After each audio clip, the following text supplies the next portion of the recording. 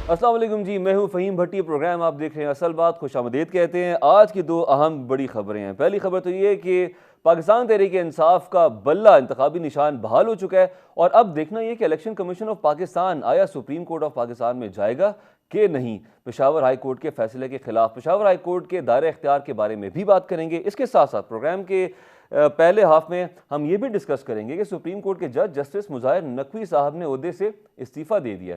Second half में हमारे साथ होंगी मेहमान सवेरा प्रकाश, जिनका ताल्लुक बुनेर से है। उन्होंने सियासत में कदम रख दिया है। रिलीजियस माइनॉरिटी से उनका ताल्लुक है। पाकिस्तान पीपल्स पार्टी से उनके वालिद साहब का भी दरीना एक ताल्लुक रहा और अब वो चाह रही हैं कि वो इलेक्शंस लड़ें और हिस्सा लें। जानेंगे कि उनके इलाके में रहते हुए बुनेर में उन्होंने इस चैलेंज को कैसे एक्सेप्ट किया है। तो फर्स्ट हाफ में हमारे साथ होंगी सना हाशमी, मोहसिन रजा साहब और बैरिस्टर शोएब रज़ाक साहब, जो कि माहिर कानून है। बैरिस्टर शोएब साहब, पेशावर हाई कोर्ट ने पीटीआई इंट्रा पार्टी इलेक्शन इंतखाबी निशान से मुताल्लिक केस का फैसला सुनाया है और उसके तहत तहरीक इंसाफ का इंतखाबी निशान बल्ला बहाल कर दिया गया है। देखिए ना, दो बातें होती हैं। अदालत ने आज बात क्या की जी कि जो कॉन्स्टिट्यूशनल इंस्टीट्यूशन है जिसका नाम इलेक्शन कमीशन ऑफ पाकिस्तान है, वो एक खास पॉलिटिकल पार्टी से उसका इंतखाबी निशान छीनने के दर पे क्यों है। देखिए ना, असल पॉइंट क्या था। असल पॉइंट ये नहीं था कि उनके इलेक्शन जो थे वो as per constitution of PTI नहीं थे। असल अदालत ने ये बात की कि आप इलेक्शन कमीशन ऑफ पाकिस्तान एक पॉलिटिकल पार्टी से उसका इंतखाबी निशान खींचने के या छीनने के दर पे क्यों है, इसकी रीजन क्या है। तो इसका उनके पास कोई जवाब नहीं था। देखिए, होता यह है कि इलेक्शन कमीशन ऑफ पाकिस्तान का मतलब है इलेक्शन कराना, फ्री एंड फेयर कराना और प्रोसेस को फैसिलिटेट करना। एक खास पॉलिटिकल पार्टी को अटैक करना या उसके लिए इलेक्शन का लड़ना मुश्किल करना, ये इलेक्शन कमीशन का मैंडेट नहीं है। ठीक है, आप समझ रहे हैं? जी जी तो जी। जब अदालत में ये बात आई तो उनके पास कोई जवाब नहीं था इसका। ठीक है। अच्छा, जो मैं आपसे जानना चाह रहा था, बिकॉज आप बैरिस्टर हैं, कानून को आप समझते हैं, तो ये जो वकील शिकायत कुंदा ने बताया कि इलेक्शन एक्ट सेक्शन 2015 के तहत कार्रवाई की है, जिस पे अदालत ने उनको ये कहा कि रिमार्क्स दिए कि रिजल्ट तो 7 दिन के अंदर जमा करा दिए थे। तो इसका मतलब ये है कि वो शिक जो है वो हमें ये बताती है कि 7 दिन के अंदर अंदर रिजल्ट जमा कराना चाहिए। नहीं, देखे ना, वो तो उन्होंने इंट्रा पार्टी इलेक्शन के हवाले से टेक्निकल बात की ना। आप अदालत में किसी बंदे से पूछे ना जो अदालत में लोग थे, वहां ये बात डिस्कस हो रही थी कि आपकी इंटेंशन क्या है जी। अगर उन्होंने 7 दिन के अंदर अपने रिजल्ट आपको जमा नहीं कराए तो उसमें उनका फायदा क्या था।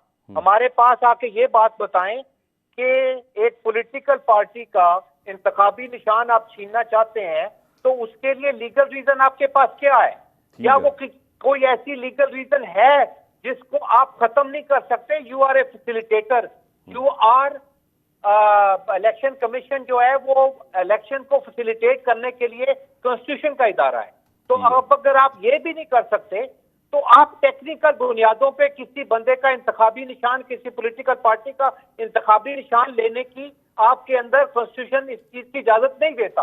हाँ, दूसरी बात उन्होंने ये की कि अगर कोई टेक्निकल ग्राउंड है तो क्या उसको आप बैलेंस ऑफ कन्वीनियंस की बेसिस पे ये कह सकते हैं कि अगर टेक्निकल ग्राउंड था तो एक पॉलिटिकल पार्टी जिस मुल्क में, असल पॉइंट क्या हुआ, ये मेरे भाई नोट करने वाली बात है, जिस मुल्क में कम से कम 60% वोटर आपका पढ़ा लिखा नहीं है, वो सिर्फ और सिर्फ एक बल्ले का निशान पे या एक तीर के निशान पे या शेर के निशान पे वोट डालता है, तो आप उसे उसका ये फंडामेंटल राइट छीन रहे हैं कि वो अपना हक राय दही इस्तेमाल ही ना कर सके।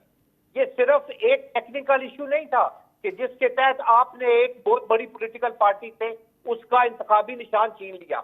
आपने कम से कम इस मुल्क के 60% वोटर से ये इस्तेकाक आपने ले लिया कि वो इलेक्शन में प्रोटेस्ट पार्टिसिपेट ना कर सके। तो इलेक्शन का जो आज डिवीजन बेंच का ऑर्डर आया है, ये टेक्निकल ग्राउंड्स पे इलेक्शन कमीशन की कोई बात नहीं सुनी गई, ना इस बात पे उन्होंने जोर दिया है। उन्होंने सिर्फ एक बात की कि इलेक्शन कमीशन का मैंडेट है इलेक्शन कराना और पॉलिटिकल पार्टीज को फैसिलिटेट करना ताकि लोग अपने फंडामेंटल राइट्स के तहत इलेक्शन में हिस्सा ले सके।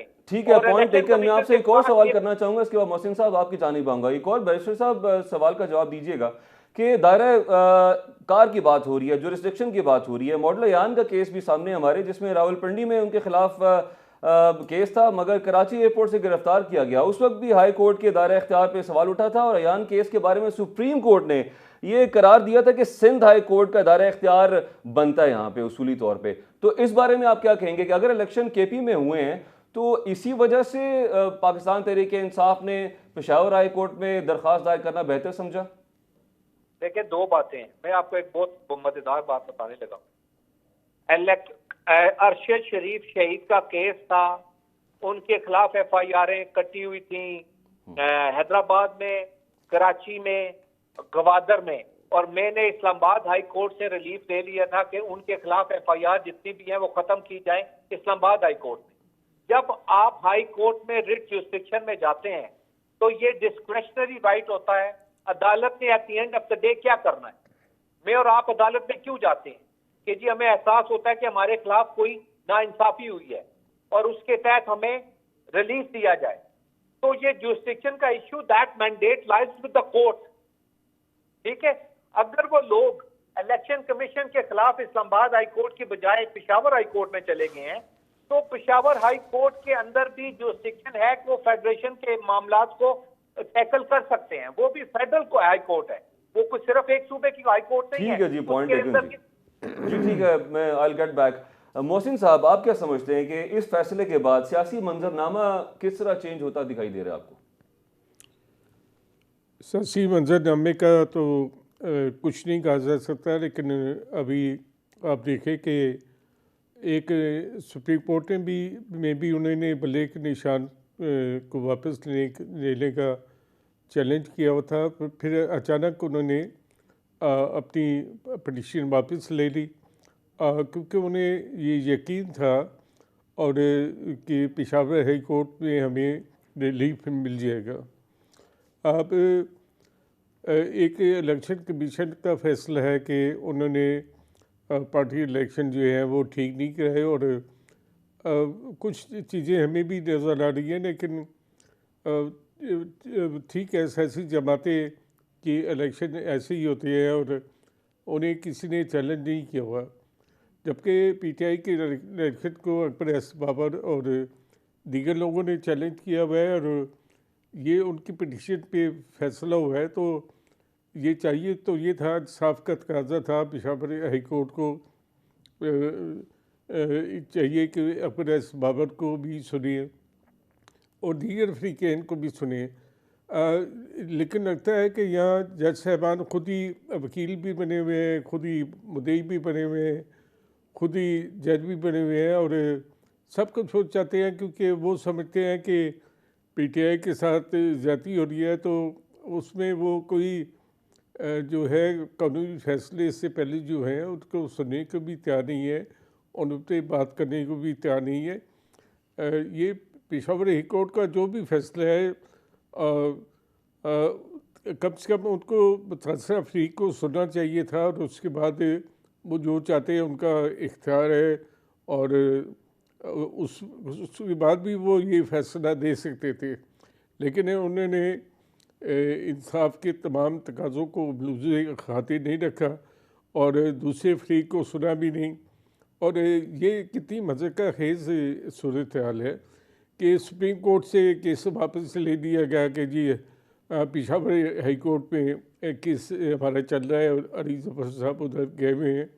तो इसका मतलब है कि पेशावर हाई कोर्ट ने आपको यकीन दिलाया, या आपको यकीन है कि आपको इंसाफ पेशावर हाई कोर्ट से मिलेगा और किसी अदालत से नहीं मिलेगा। तो ये भी कैसा इंसाफ है जो कि पहले से पता है कि वहाँ से मिलेगा। चाहिए तो ये था कि अगर सुप्रीम कोर्ट में आपकी पिटीशन थी तो आप यहाँ पर आकर अपना केस लड़ते। अच्छा मोहसिन साहब, बताइएगा, ये जो आपने पेशावर हाई कोर्ट से आपने रिलीफ की बात की, एक परसेप्शन की, तो आप समझते हैं वही परसेप्शन है, इल्ज़ाम है जो कि नून लीग पे और बाकी पार्टी से पाकिस्तान तहरीक इंसाफ लगाती है सुप्रीम कोर्ट के हवाले से? नहीं, देखें, पेशावर हाई कोर्ट का तो मसला ये है कि वहाँ पे और सूबे की जो दूसरी पार्टियां हैं, ANP है, जमीयत उलमा इस्लाम है, वो सारे उस हाई कोर्ट पे अजमत बात कर रहे हैं और उन्होंने उसके ख़िलाफ़ बयान भी दिए और पेशावर हाई कोर्ट ने अहमद वली को कंटेम्प्ट में बुला भी लिया है। तो जब आपके ऊपर ऐसे इल्ज़ाम लग रहे हो तो आपको ये ऐसे सियासी केस नहीं सुनने चाहिए जिसमें आपकी शोहरत को और आपके दामन पे दाग लग रहे हों।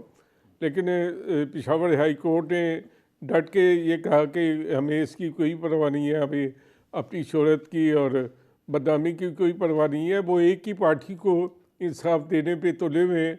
तो बेहतर है कि पेशावर हाई कोर्ट के ऊपर लिख दिया जाए कि PTI हाई कोर्ट तभी PIC बनेगा। तो इस तरह का इंसाफ जो है इस सियासी जमात के लिए, और दूसरी सियासी जमातें जब उस पर अपनी तहफ़्फ़ुज़ात का इज़हार कर रही हो तो मैं समझता हूँ कि ये कोई साफ शफाफ तरीका नहीं है।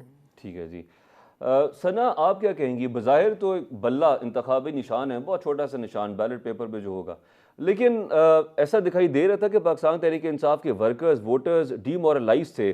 तो ये एक छोटे से निशान की अगर बहाली और इनको अलॉट हो जाता है और इलेक्शन में बैलेट पेपर्स पे ये उनको दिखाई देगा, तो किस हद तक फ़र्क पड़ेगा उनके मोराल पे? मॉरली बूस्ट करेगी ये चीज़? बहुत बहुत शुक्रिया, आपने गुफ्तगू का मौका दिया। देखिए, जो लफ्ज आप इस्तेमाल करें छोटा, इससे मैं थोड़ा सा इख्तिलाफ करना चाहूंगी। किसी भी पार्टी का निशान उसके लिए छोटा नहीं होता ना बड़ा होता। उसकी पार्टी का निशान उसकी ज़ाहिर है पूरी पार्टी उससे रिलेट करती है, फिर उसका वर्कर रिलेट करता है, फिर अवाम उससे रिलेट करती है। यानी आज आप अगर लफ्ज तीर कहते हैं तो एक मेरा ख्याल है नाबालिग बच्चे को भी पता है कि तीर का निशान पीपल्स पार्टी का है। आप पतंग कहते हैं तो सबको पता है कि ये MQM का निशान है। आप ताला कहते हैं तो आपको पता है कि ये सियासी जमात कौन सी से ताल्लुक रखती है। क्रेन किसका है? सो देखिए, मामला ये छोटे बड़े का नहीं है। जब हम ये बात कहते हैं कि पाकिस्तान में जमहूरियत का एक नया दौरा होना चाहिए, लोगों को लेवल प्लेइंग फील्ड मिलनी चाहिए इन एवरी कैपेसिटी। देखिए, बल्ले का निशान, मैं कोई डिफेंड नहीं कर रही PTI को, ना मैं उनकी कोई वोटर हूं, ना मैं उनकी कोई सपोर्टर हूं। मैं आपको एक न्यूट्रल ऑब्जर्वेशन दे सकती हूँ, क्योंकि अभी हम हलकों की जाकर सर्वे कर रहे हैं। लोगों को आप कम से कम ये मौका जरूर फराहम करें कि वो बैलेट पेपर पर अपने पसंदीदा उम्मीदवार को वोट कास्ट कर सके, और उसका जो भी इंतखाबी निशान है। देखिए, इलेक्शन, मैं यहाँ पर दो बातें जरूर चाहती हूँ कि उसकी क्लियरेंस दे दूं। एक तो इलेक्शन कमीशन ऑफ पाकिस्तान जो है ये मुतनाज़ इदारा बन गया। आपने अदालती कार्रवाइयों, अदालत से आने वाले तमाम तर फैसलों को मुतनाज़ बनाना शुरू किया। आप चीफ जस्टिस साहिबान को मुतनाज़ बनाते हैं, आप रियासत के मुक्तदरा के हलकों को मुतनाज़ बनाते हैं। तो ओवरऑल हमने सिस्टम जो है उसको स्टेक पे लगाया हुआ है। इसलिए अब इलेक्शन कमीशन ऑफ पाकिस्तान, अगर मैं ये कह सकती हूँ शायद कि अगर election commission of Pakistan impartial होकर भी ये बात कर रहा है ना, तो लोगों को लग रहा है कि नहीं नहीं, ये पार्शियल होकर बात कर रहे हैं। और खुद इलेक्शन कमीशन ऑफ पाकिस्तान का कंडक्ट बहुत बुरा रहा है जो पाकिस्तान की हिस्ट्री है उसमें, अगर हम बात करें। फिर जब हम दूसरी तरफ अभी आपके दूसरे जो गेस्ट हैं वो कह रहे थे कि पेशावर हाई कोर्ट के आगे हमें PTI हाई कोर्ट लिख देना चाहिए। देखिए, जब जहां से जिसको जिसकी मर्जी का फैसला मयसर नहीं आता, वो इसी तरह के इल्जामात में ज़ाहिर सियासी जमातें अपने आप को देखती हैं और घिरी भी नजर आती हैं। बल्ले का निशान छोटा या बड़ा नहीं है, तीर का निशान छोटा या बड़ा नहीं है, पतंग का निशान छोटा या बड़ा नहीं है। ये निशान उनकी पार्टीज के सिंबॉलिक ज़ाहिर एक सिंबल्स हैं, जिसके जरिए वो अपने वोटर सपोर्टर्स को न सिर्फ ये कि केटर करते हैं, बल्कि उनका वोटर सपोर्टर जानता ही उनको इस निशान से है। सो इलेक्शन कमीशन अगर पार्शियल होकर ये सारी कार्रवाई कर रहा है तो बड़ी माजरत के साथ ये गलत है। लेकिन जो इंट्रा पार्टी इलेक्शंस के ऊपर जो पिटिशंस दायर हैं, चाहे वो अकबर एस बाबर की पिटिशन हो, with in the Pakistan Tehreek Insaf जो लोग पिटिशनर्स हैं उनकी हो, उसको सुनना जरूरी है। क्योंकि पाकिस्तान की तारीख में इंट्रा पार्टी इलेक्शंस की तारीख इतनी ही बुरी है जितनी आपने PTI की देखी है। बाकी लोगों में विद इन द पार्टी किसी ने आवाज नहीं उठाई, इसलिए वो मामला जाहिर ना इलेक्शन कमीशन ने उठाए और ना ही फिर कोर्ट्स ने उठाए। लेकिन पाकिस्तान तहरीक इंसाफ जो कि ये कहती है कि वो इंसाफ वाली पार्टी है, और सो अगर उनको लगता है कि उनके इंटर पार्टी इलेक्शंस गलत हुए हैं, जो कि वो मान नहीं रहे, दुनिया मान रही है कि इनके यहाँ इंटर पार्टी इलेक्शंस नहीं हुए हैं सही तरीके से, सो उनका निशान उनको नहीं अलॉट होना चाहिए। लेकिन किसी भी चीज को जोर या जबरदस्ती से, ये उसूल है दुनिया का कि आप उसको फ़हीम जितना भी प्रेस करेंगे वो उतनी ही तेजी से आपकी तरफ पलटेगी। सो मेरा ख्याल है बल्ले के निशान को इलेक्शन कमीशन ऑफ पाकिस्तान अपनी दानिश में ये कि उसको हटाकर बैलेट जी पेपर ठीक से है बाकी सारी पार्टी हिस्सेदारी देना चाहता है, ये गलत रवैया होगा किसी भी पार्टी के लिए, जी सिर्फ ठीक एक के है लिए नहीं बाकियों के लिए। ठीक है यहाँ में वक्त हुआ चाहता है ब्रेक का, हमारे साथ रहिए। Welcome back. बैरिस्टर शुएब साहब, आपसे जानना चाहूँगा, वकील इलेक्शन कमीशन ने कहा है कि पार्टियों का इंतखाबी निशान इंतखाबी शेड्यूल जारी होने के बाद अलॉट होता है, इलेक्शन होने के बाद सियासी जमात का निशान से कोई ताल्लुक नहीं रहता। इलेक्शन होने के बाद एक तो जानना चाहूँगा सियासी पार्टी का इंतखाबी निशान से ताल्लुक कैसे नहीं रहता, बिकॉज इलेक्शन के बाद भी जब कन्वेंशन होते हैं, जलसे होते हैं, तो आमतौर पर उनके पार्टी जो उनको साइन होता है, निशान होता है इंतखाबी निशान, वो पैनाफ्लेक्स पे, बैनर्स पे आवेज़ा होता है। दूसरी बात ये बताइएगा कि पेशावर हाई कोर्ट का ये फैसला मुल्क भर में अब नाफिज कैसे किया जाएगा, और इलेक्शन से वक्त बहुत कम रह गया है, इलेक्शन कमीशन ऑफ पाकिस्तान इसके खिलाफ अब कहाँ पे जा सकता है? देखिए, नाफिज अमल का इशू ये नहीं होता, ये थोड़ी सी आप कंफ्यूजन ये लेके जा रहे हैं कि ये कोई KPK की हाई कोर्ट ने फैसला नहीं दिया। ये हाई कोर्ट का डिसीजन है जो कि इलेक्शन कमीशन के कंडक्ट के बारे में, इलेक्शन कमीशन ने जो फैसला किया था कि इनको बल्ले का निशान अलॉट नहीं करना, इलेक्शन कमीशन ऑफ पाकिस्तान के फैसले के खिलाफ डिविजनल बेंच से पेशावर हाई कोर्ट ने एक फैसला दिया है which is going to be implemented all over the country. दूसरा, अगर इलेक्शन कमीशन इसको बहुत जाती हद तक आगे लेके जाता है तो इस फैसले के खिलाफ सुप्रीम कोर्ट ऑफ पाकिस्तान में वो जा सकते हैं, लेकिन मेरा नहीं ख्याल कि उनको अब सुप्रीम कोर्ट ऑफ पाकिस्तान में जाके कोई रिलीफ मिलेगा। मैक्सिमम एक तो सुप्रीम कोर्ट उनको रेस्ट्रेनिंग ऑर्डर, जिसको स्टे ऑर्डर कहते हैं, वो नहीं देगी, और उसके बाद इलेक्शन स्टार्ट हो जाएंगे। तीसरी बात, इलेक्शन कमीशन ऑफ पाकिस्तान से सुप्रीम कोर्ट से जिस तरह डिविजनल बेंच ने एक बात पूछी है, वो ये पूछी है कि आपको क्या दिलचस्पी है कि एक पॉलिटिकल पार्टी इस इलेक्शन में बगैर इंतखाबी निशान के शामिल हो।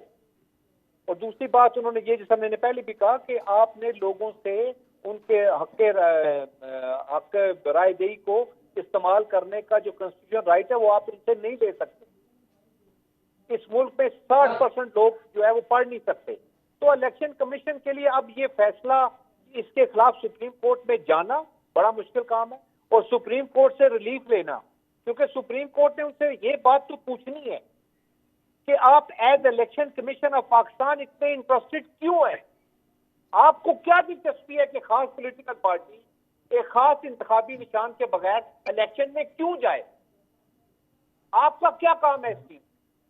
यही बात बार बार इलेक्शन कमीशन ऑफ, उन्होंने ये जवाब दिया था कि हमारा काम इसलिए क्योंकि हम रेगुलेटरी अथॉरिटी हैं। रेगुलेटरी अथॉरिटी का मतलब ये नहीं होता कि एक पॉलिटिकल पार्टी को आप दीवार के साथ लगाएं। रेगुलेटरी अथॉरिटी का मकसद ये होता है कि टू फैसिलिटेट द प्रोसेस, उस प्रोसेस को फैसिलिटेट करना और इलेक्शन कंडक्ट करना। ये सुप्रीम कोर्ट इनके इस आर्गूमेंट को इनके मुंह के ऊपर मारेगी। अगर इनके अंदर इखलाकी जरूरत हुई तो ये फैसला लेके सुप्रीम कोर्ट में नहीं जाएंगे, क्योंकि रेगुलेटर का काम किसी एक पॉलिटिकल पार्टी के खिलाफ जाना नहीं होता। रेगुलेटर का काम है free and fair election conduct कराना, और उसके लिए इलेक्शन कमीशन ऑफ पाकिस्तान पिछले 3 महीने से सख्त नाकाम हो चुका है।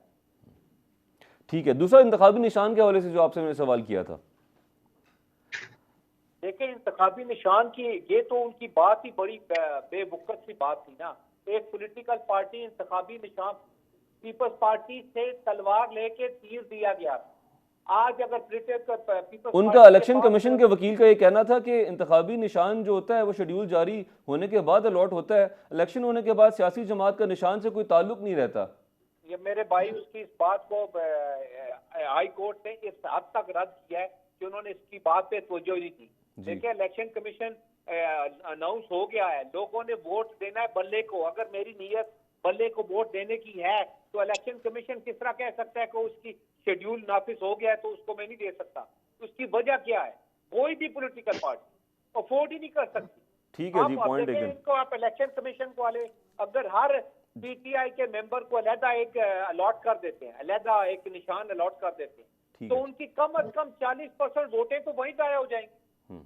और दूसरी बात, जब इलेक्शन के बाद ये लोग जाएंगे तो ये क्या कहेंगे? इनके ऊपर प्रेशर आएगा तो ये क्या पता नून लीग में शामिल हो जाए, वोट लेंगे ये इमरान खान के नाम पे। वोट लेंगे ये पीटीआई के नाम पे, और आगे इनके पास ये फ्लोर इंडिपेंडेंट क्रॉसिंग की आप बात करें, ठीक है जी, पॉइंट टेकन। मैं आपकी जानिब दोबारा आता हूँ जी। मोहसिन रजा साहब, आप क्या कहेंगे? लेवल प्लेइंग फील्ड का बहुत जिक्र हो रहा है हर पार्टी की जानिब से। पाकिस्तान पीपल्स पार्टी कहती है लेवल प्लेइंग फील्ड होना चाहिए, नून लीग कहती है मिलना चाहिए, हमें तो मिला ही नहीं। पाकिस्तान तहरीक इंसाफ का भी गिला है।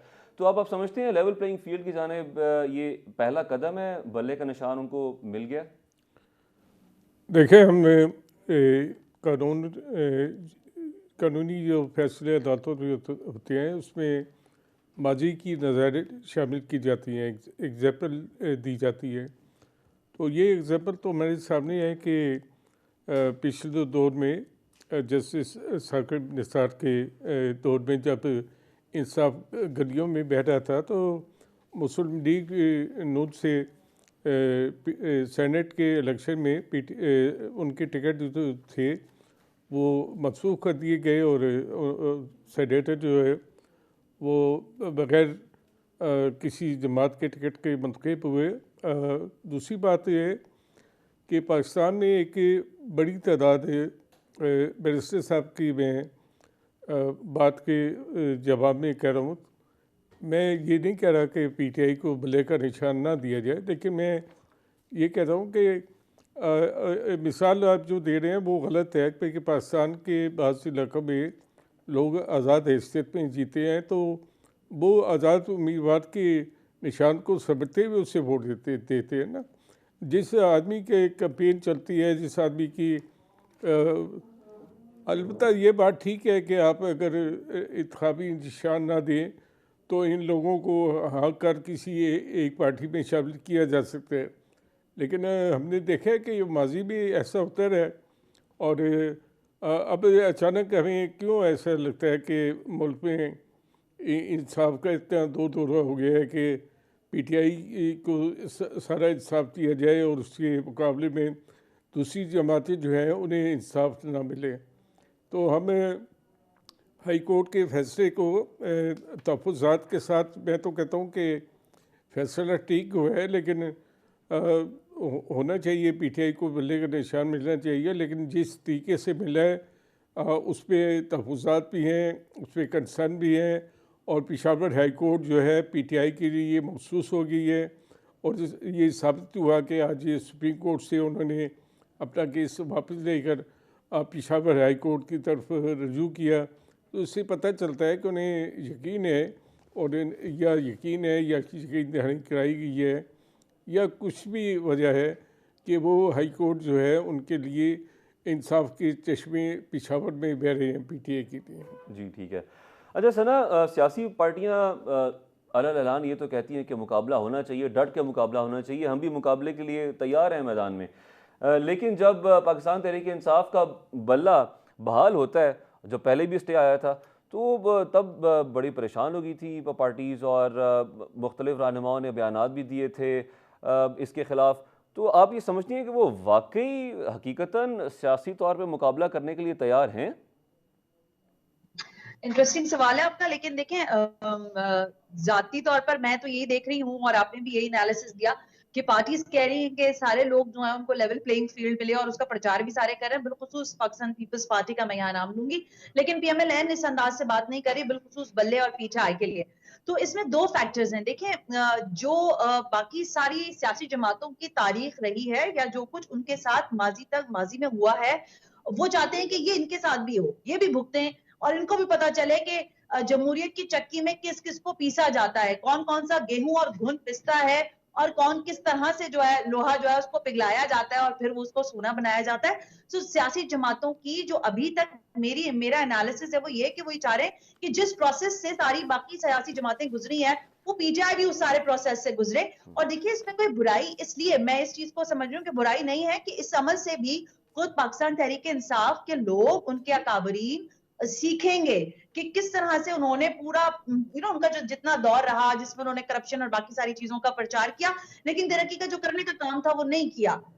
और जिस प्रोसेस से वो इस वक्त गुजर रहे हैं ये उनकी सियासी जमात की बहैसियत सियासी जमात उनको मजबूत करेगी, क्योंकि ये पहला और आखिरी इलेक्शन तो नहीं हो रहा, इसके बाद भी इलेक्शन होने हैं। तो उसके लिए उनको एक बेहतरीन तैयारी का मैदान मिल गया है जिसमें वो अपने आप को अच्छी तरह से, जैसे कहते हैं ना, ताक बना लेंगे। लेकिन जब आप सियासी जमातों की तरफ देखते हैं, देखिए तमाम सियासी जमातें, चाहे पाकिस्तान पीपल्स पार्टी हो या मुस्लिम लीग नवाज, जो कि दो बड़ी सियासी जमातें हैं, वो इस बात पर मिसिर है कि इस वक्त जो कुछ पाकिस्तान तहरीक इंसाफ के साथ हो रहा है, वो उनका बाकी जो उनका ट्रैक रिकॉर्ड है वो तो है सो है, लेकिन ये 9th ऑफ मई के बाद जो कुछ हुआ है उसके बाद तो इनके साथ ये होना ही था और होना ही चाहिए। लेकिन अगर हम लेवल प्लेइंग फील्ड की जब आप बात करते हैं और आप कहते हैं कि क्या सियासी जमातें बाकी समझती हैं कि उनको पाकिस्तान तहरीक इंसाफ का मुकाबला करना चाहिए, सो आई एम रियली सॉरी, जो कि मैंने अभी पहले भी अपनी गुफ्तगू में कहा कि जब आप सड़कों पर जाते हैं, आवाम से गुफ्तगू करते हैं, तो उनका रुझान बिल्कुल वाजे है। बाज हलकों में, बाज जगहों पर बाज लोग बड़े सपोर्टर्स हैं शेर के, और वो बांगे दोहल कह रहे हैं कि भाई दुनिया आए या जाए, नवाज वोट जो है वो नवाज शरीफ का है। इसी तरह कराची के बहुत सारे हलकों का मैंने दौरा किया है, वहां पर बिलखुसूस अगर मैं NA 239 की अभी बात करूं, रिसेंट दौरा करके आई हूँ, तो वहां पर जो पीपल्स पार्टी का वोटर सपोर्टर है वो पीपल्स पार्टी को ही वोट देगा। लेकिन पिछले 5 वर्षों में जो नई जनरेशन के 18 साल से जो 18 साल के यंगस्टर्स आए हैं लियारी के अंदर बिलखुसूस, उनका रुझान पीटीआई की तरफ है। सो बड़ा डिफरेंट किस्म का आपको और इलेक्शन लियारी में देखने बड़ा सिंबॉलिक होता था, वहाँ पे बिलावल भुट्टो ने पिछले इलेक्शंस में इलेक्शन भी लड़ा था, बट इस दफ़ा वहाँ पे वो पार्टिसिपेट नहीं कर रहे हैं, मुकाबला नहीं कर रहे किसी का। देखिए ये अमेजिंगली मैंने खुद पाकिस्तान पीपल्स पार्टी के बहुत सारे ठीक है, लोगों से इस अब मामले पर बात।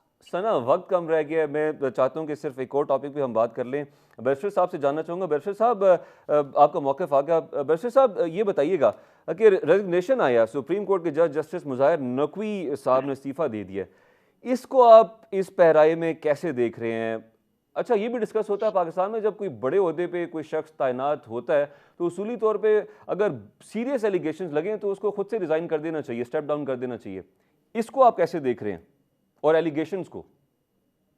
देखें, इसमें मेरी अपनी ज़ाती राय में ये इशू ये होना चाहिए था कि जज साहब को he should have defended his allegation और उनको साबित करना चाहिए था कि जी मेरे ऊपर इल्ज़ामात गलत लगाए गए।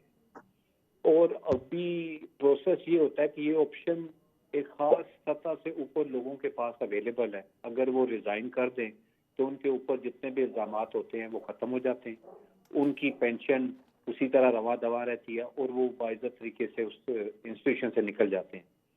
मेरे ख्याल में इनको इस चीज़ से पहले इज्तनाब करना चाहिए था। जब इनको नोटिस आए थे तो उस पर ही कर देना चाहिए था कि जी मैं इसको डिफेंड नहीं कर रहा and I am going to resign.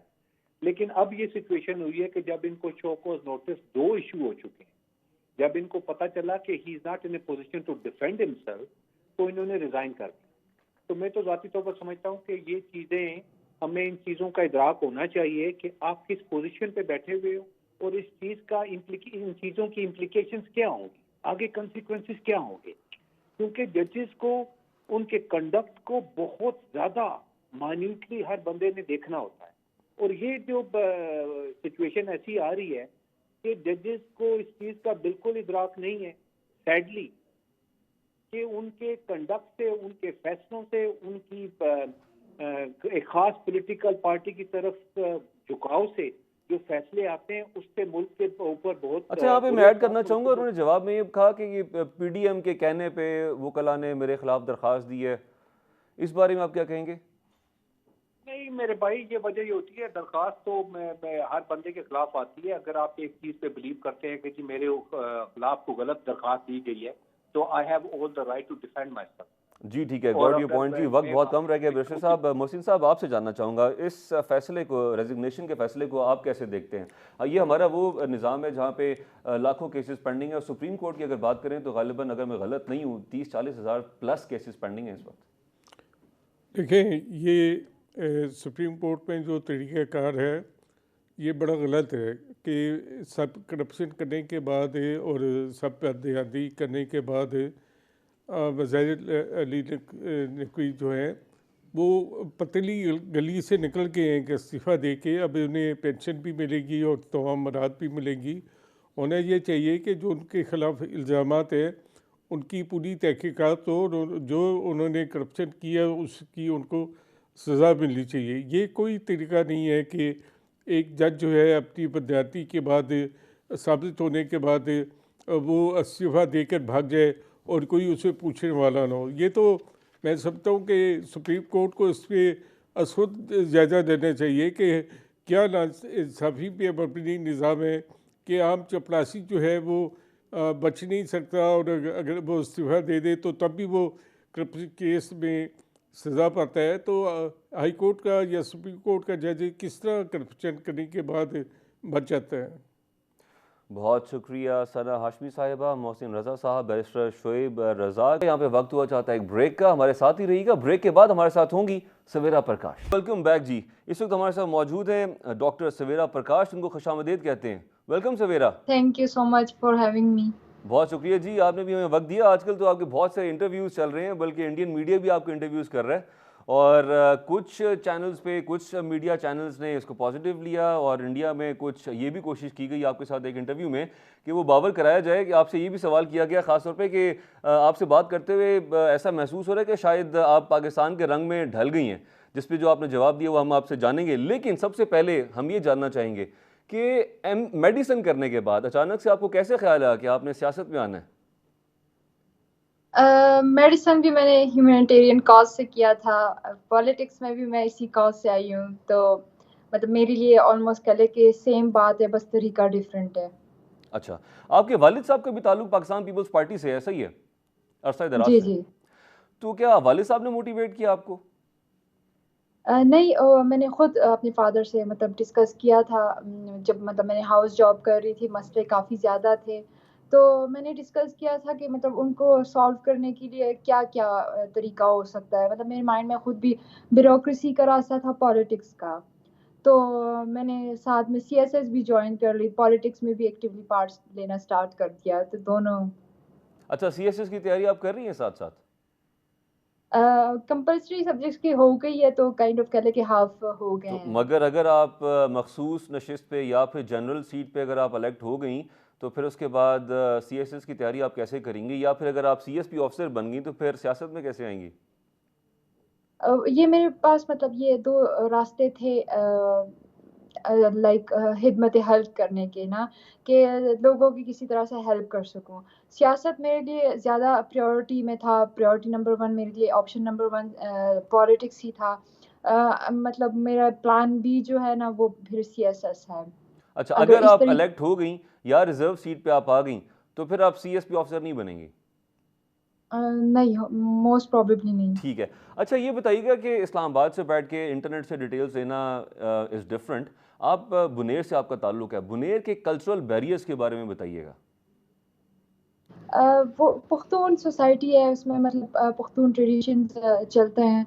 यहाँ पे मोस्टली मतलब और कुछ इतना ख़ास डिफरेंट नहीं है, बस सिर्फ़ कि थोड़ी औरतों की मूवमेंट लिमिटेड है, और इतना मतलब डिफरेंस नहीं है पूरे पाकिस्तान से।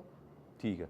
Being a part of religious minority, आप क्या समझती हैं जिस तरीके से आपको पाकिस्तान पीपल्स पार्टी ने मौका दिया, यहाँ के सिस्टम ने आपको मौका दिया, सियासी जमात ने मौका दिया, तो आप इसको किस हद तक मस्बत देखती हैं? ये तो बहुत ज़्यादा पॉज़िटिव बात है, पर ये बात नहीं है कि मैं द ओनली माइनॉरिटी हूँ जिसको ये चांस मिला है। मेरे से पहले भी डॉक्टर महेश मलानी साहब भी जनरल इलेक्शंस के थ्रू, जो कि अभी भी नेशनल असेंबली के लिए जनरल इलेक्शन के थ्रू खड़े हुए हैं। वो भी पाकिस्तान पीपल्स पार्टी की तरफ से, इसके अलावा पाकिस्तान पीपल्स पार्टी की तरफ से सेनेट में भी कृष्णा कुमारी है, और मतलब हमें पार्टिसिपेट हमें उनका ताल्लुक पार्ट भी दिया। पीपल्स पार्टी से है? जी। जी जी। अच्छा, ये बताइएगा, एक्टिवली आप पार्टिसिपेट कर रही हैं? जलसे हो रहे हैं, कॉर्नर मीटिंग्स हो रही हैं, आप बाहर जा रही हैं, वोटर्स को कन्विंस कर रही हैं, और आप उनको क्या बताती हैं कि अगर आप पार्लियामेंट का हिस्सा बन गई, आप उनकी बेहतरी के लिए क्या करेंगी? ऑफ़िशियल कैंपेन कह लें कि स्टार्ट अभी हमने नहीं की, क्योंकि अभी तक टिकट नहीं मिला। पर उसके अलावा हमें जहाँ भी मतलब मीटिंग्स वग़ैरह में बुलाते हैं, हम जाते हैं। वहाँ पे मेल्स के सामने मतलब मैं स्पीच भी देती हूँ, फिर उसके बाद फीमेल्स के पास घर में भी जाती हूँ। मेरे मतलब एजेंडा मेरा काफ़ी स्ट्रेट फॉरवर्ड है। एजुकेशन पे मेरा मोस्ट प्रायोरिटी पे मतलब एजुकेशन है, उस पे बहुत ज़्यादा काम करना है मैंने इंशाल्लाह। और साथ में मतलब अब मतलब लोग मुझे अप्रोच कर रहे हैं और भी मसले बता रहे हैं ना, ओवरऑल जो रूरल एरियाज में मसले होते हैं वो तो मतलब रोड्स के फिर ये जो हेल्थ केयर वगैरह मतलब ये है, पर उसके अलावा भी लोग मुझे अप्रोच कर रहे हैं, बता रहे हैं कि जो एजुकेशन सिस्टम में क्या चल रहा है, वहाँ भी काफ़ी मसले हैं हमारे डिस्ट्रिक्ट में। फिर उसके अलावा पीने का पानी भी कुछ छोटे गांव में अवेलेबल नहीं है, रोड्स तक वहाँ तक नहीं है। तो ये चीज़ें, ये इश्यूज भी आ रही है, पर मेरा मतलब मेन फोकस जो मेरा लाइक ज़्यादा फोकस और ज़्यादा टाइम जिस पे स्पेंड करूँगी वो होगा एजुकेशन पे ठीक है। इंशाल्लाह। अच्छा सवेरा, आपको मालूम होगा पाकिस्तान के सियासी निज़ाम के बारे में, अगर सूबे में ख़ास तौर पे वफाक के अलावा भी हम बात कर लेते हैं, अगर आपकी पार्टी इक़्तिदार में नहीं है तो फिर आपको अपने इलाके के फ़ंड्स के लिए बड़ी मुश्किलात का सामना करना पड़ता है। तो आप मेंटली प्रिपेयर्ड हैं उन मुश्किलात को फ़ेस करने के लिए? जी, ये स्टेप मैंने जो लिया है ये बड़ी मतलब सोच समझ के लिया था, क्योंकि मुझे आइडिया था कि मतलब एज़ अ फीमेल माइनॉरिटी और इतनी यंग एज में शायद मतलब मुझे कम ही सपोर्ट मिले। तो मैं मेंटली हर चीज़ के लिए प्रिपेयर्ड हूँ, अभी इसलिए आपको मैंने सपोर्ट प्लान मिल की। रही है? जी, अल्हम्दुलिल्लाह से बहुत ज़्यादा मिल रही है, जो एक्सपेक्टेड था मतलब उससे तो 100,000 टाइम्स ज़्यादा मिल रही है। अच्छा, ख़वातीन हमारी निस्फ़ आबादी से भी ज़्यादा हिस्सा है इस मुल्क का, तो ख़वातीन के लिए आप क्या करेंगी वहाँ पे? कुछ इस तरह के जो मतलब पर्सनली जो हेल्थ केयर में मैंने इश्यूज देखे हैं ना, तो मतलब कुछ तो वो लिमिटेशंस और रिस्ट्रिक्शन जो है वो तो कल्चर का पार्ट होती है, वो ट्रेडिशन का पार्ट होती है, उनमें मतलब दखल करना नहीं चाहिए। पर जो health care sector for example हो गया, ये लिटरेसी रेट हो गया, और वो थोड़ी बढ़ाने की ट्राई करूँगी। लिटरेसी रेट हमारे बुनिया के भी फीमेल का अंडर 30 है परसेंट, तो इसको बढ़ाने की, और साथ में हेल्थ केयर में जो इश्यूज फेस करने पड़ते हैं उनको, काफ़ी फैसिलिटीज़ उनके लिए नहीं होती जिनके बारे में मतलब मेरी तरफ से ये ख्याल है कि मेल जो कैंडिडेट्स है, मेल रिप्रेजेंटेटिव्स है, वो बात भी नहीं कर सकते। और एज अ डॉक्टर और फीमेल तो वो फीमेल्स मेरे पास अपने ये मसले शेयर भी कर सकती है जो हॉस्पिटल्स में उनको फेस करना पड़ता है, और ओवरऑल मुझे पता भी है, तो मैं उस पर मतलब कोई बात कर भी सकती हूँ। मुझे मतलब इतनी क्रिटिसिज्म नहीं मिलेगी जो मेरे हाल से एक मेल को मिल सकती है। तो जो मेंटल इशू का भी बहुत मेंटल ये डिप्रेशन का इशू बहुत ज़्यादा फीमेल्स में भी और यंगस्टर्स में भी बहुत ज़्यादा प्रेवलेंट है। तो वो भी मतलब एजुकेशन और हेल्थ केयर के थ्रू, मतलब ये दो सेक्टर्स जो है, पर मोस्टली एजुकेशन, इसके थ्रू मेरे ख्याल से ये सारे जो मसले हैं ये वो सॉल्व हो सकते हैं। ठीक है। अच्छा, आपने सीएसएस में इंटरेस्ट का भी बताया कि आपको वो भी शौक़ था, आपकी वो ऑप्शन बी है, बट प्रायोरिटी पे सियासत में आना, अवाम की आवाज़ बन के पार्लियामेंट में जाके उनके इश्यूज़ के हल के लिए बात करना या बात आवाज़ उठाना, तो ये बज़ाहिर बड़ी एक छोटी सी बात दिखाई देती है, आसान दिखाई देती है, मगर बुनेर से आपका ताल्लुक़ हो, माइनॉरिटी कम्युनिटी से भी आपका ताल्लुक़ हो, और फिर आप हों भी ख़ातून, तो ये हिम्मत कैसे आपने इकट्ठी की? आपने ये फ़र्स्ट स्टेप कैसे लिया? कौन-सा ऐसा वो मौका था, वक़्त था, या कोई ऐसा इवेंट था जिसने आपको मेंटली प्रिपेयर किया या सोचने पे मजबूर किया? वो तो फेमिनिज्म वाला टच बचपन से मुझे था। मुझे ये जो रिस्ट्रिक्शंस वगैरह मतलब इस पे मतलब ये इनजस्ट टाइप लगता था। तो जब मतलब ये भी मैंने इश्यूज भी देख लिए और ये भी देख लिए कि उनके मतलब सॉल्यूशन कोई नहीं हो रही, और मतलब कि सारे राइट्स हमें दिए हुए हैं पर इम्प्लीमेंटेशन भी थोड़ी कम है। तो और फिर ये भी मुझे पता चला कि हमारे बुनियर से कोई रिप्रेजेंटेटिव भी फीमेल कभी मतलब थी ही नहीं। तो इस चीज़ ने मुझे पुश किया कि ये तो बिल्कुल मतलब अनजस्ट है। तो ये स्टेप लेना चाहिए कि अपनी तरफ से मैं एफर्ट करूँ कि ये भी एफर्ट भी हो जाए। जनरल में इस पे मतलब रिज़र्व पे भी मैंने डॉक्यूमेंट सबमिट किया है, पर जनरल में आने का मतलब मेरा मेन ये भी एक फ़ोकस था कि मैं अपनी तरफ से ये फर्स्ट स्टेप लेके औरों को भी थोड़ा एम्पावर कर सकूँ, जो फीमेल माइनॉरिटीज़ है और यंग जनरेशन को भी, कि हमें भी ये स्टेप लेना चाहिए कि वो भी लाइक लोगों का रिएक्शन देख ले। फर्स्ट स्टेप लेने से लोग इसलिए डरते कि रिएक्शन का नहीं पता होता, कि रिएक्शन देख ले मतलब मुझे एग्जांपल लेके मतलब वो अगर एम्पावर होते हैं तो मतलब मेरे लिए इससे ज़्यादा फ़ख्र की क्या बात हो सकती है। तो वो तो अल्हम्दुलिल्लाह से इतना पॉजिटिव जो रिस्पॉन्स मिला है मेरे हाथ से, तो वो ऑलरेडी इस मिशन में तो मैं सक्सीड कर गई हूँ। ठीक है। सवेरा, ये बताइएगा कि आपने जनरल इलेक्शंस तो देखे होंगे, एक्सपीरियंस भी किया होगा, आपके वालिद साहब भी सियासत में हैं, तो आप उसको फॉलो भी करती होंगी, ख़बरें भी देखती होंगी और वहाँ पे रह रही हैं। ख़वातीन का टर्नओवर आम तौर पे वहाँ पे कितना होता है अंदाज़न? को परसेंटेज अगर आप बता सकें, भरपूर तरीके से पार्टिसिपेट करती हैं, वोट कास्ट करती हैं? बात ये है कि यहाँ पे तो पहले तो प्रॉपर जगह होते थे कि हमने औरतों को वोट देने देने भी नहीं लेके जाना, ठीक है। तो ये मतलब इस तरह का यहाँ पे सीन होता था। पर अभी जो है ना, ये 2 वीक्स में बहुत ज़्यादा ऑलरेडी चेंज आ गया है। काफ़ी मेल्स आते हैं, मेरे फादर के पास भी आते हैं, हमारे सेंटर आते हैं, हमें बताते हैं कि हम अपनी फीमेल्स को खुद लेके जाएंगे पोलिंग स्टेशन पे, खुद उनको बोलेंगे कि वोट करें, ज़रूर वोट दे। तो मतलब कि अभी वो चाहे ना चाहे, ग्लोबलाइजेशन का टाइम है, सबको पता है कि क्या पूरी दुनिया में चल रहा है, तो चाहे ना चाहे हमें अब मतलब फेमिनिज्म, ये फेमिनिस्ट बनना पड़ेगा।